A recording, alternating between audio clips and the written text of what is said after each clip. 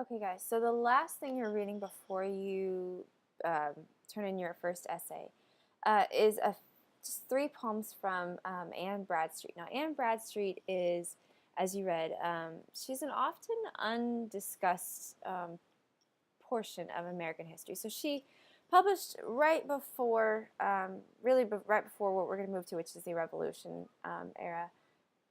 And Bradstreet was significant because she was the first published transatlantic female poet, meaning she was transatlantic, meaning she was a Brit in America. So she was the first female poet, and really only the third female poet published at the time. So her poetry was written actually as private letters between her and her husband, um, but they show a really significant slice um, of life at this time for women, which is why I had you guys read this. Because like I said at the beginning of this, we often don't study these sort of side voices, these marginalized voices, which we never hear.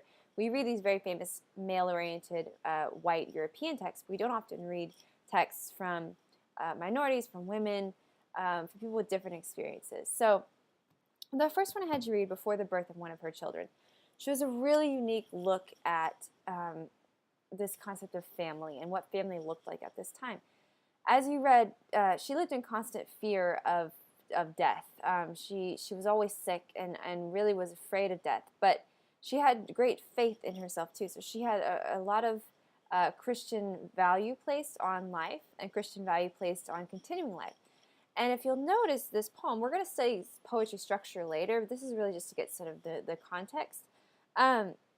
She says that as much as she would not want to die, that she would want her husband to be happy. So she basically gives a blessing that down on the bottom of 225, she says, and if I see that not half my days that's due, so if I die before my due is up,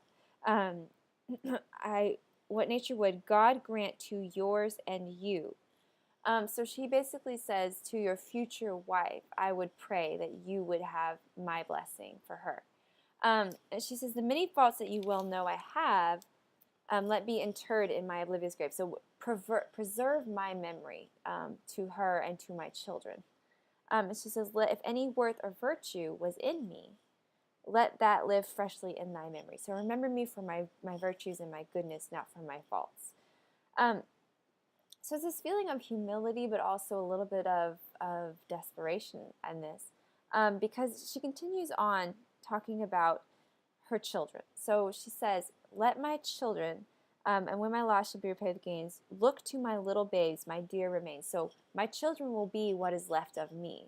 Protect them, love them. So there's great value placed on family here. There's great value placed on this nuclear family idea, which really is no surprise. But what is surprising is that she warns against injury against the children by the stepmother. So she says, and if thou love thyself or lovest me, these O protect from stepdame's injury. So do not let my children be hurt by any future wife that you may take. So it really is a little interesting slice of understanding of what this sort of new family unit could look like. And the fact that you could have these sort of blended families and remarry is something you don't ever see discussed in texts from ultra-religious figures like Winthrop or Bradford. So I want you to look at My Dear and Loving Husband now. So this one is really unique because it gives us a very intimate look. And Hutchinson, as you read, Bradstreet, as you read, was actually admonished for this sort of very personal nature of all of this. It's almost sensual, which is a little bit scandalous at this time, more than a little bit scandalous. And she says, ever two were one, then surely we, if ever man were loved by wife, then thee. So we have a deep and true love. And she's discussing two and one, which is a biblical reference to the idea of two bodies becoming one. And she says, compare with me, ye women, if ye can. I prize thy love more than the whole mines of gold. So we have this nice metaphor here, comparison between love and the riches of the world. So she also continues on and talks another allusion here to the East, so what she considers to be China. So this exotic land of riches, his love is far more valuable and significant than all of these riches of as she calls the East. She says, my lover, and we get these nice, very classic Greek metaphors. My love is such that rivers cannot quench, nor aught but love from thee give recompense. So we have this idea of exchange, this idea of monetary exchange kind of running throughout the piece. And she says, my love is in no such way as I can repay. The heavens reward thee manifold, I pray. So I can never repay you. I can never reward you for the love that you give me. So this economic language is very interesting. She puts this in juxtaposition against the idea of love, which is, at its base, supposed to be given without value, without holding on to something. So she says that while we live in love, let's so persevere that when we live no more, we may live ever. So let our love, our relationship, live through the writing that I'm doing right now.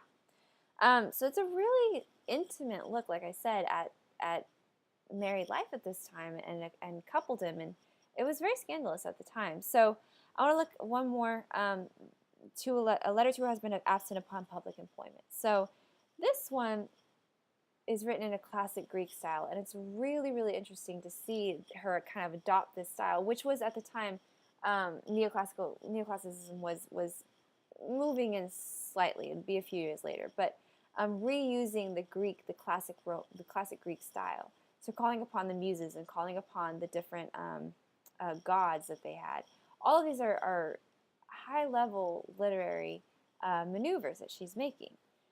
So basically, the subject of the poem is how much she loves and misses her husband, and she wants him home. She puts these celestial images throughout. So that's a good theme to kind of hold on to. And she says, I, like the earth this season, mourn in black. So we are in the winter season. Everything is dead. And she says, I want you back. My son is gone so far in zodiac. So my son, my husband, has left the zodiac.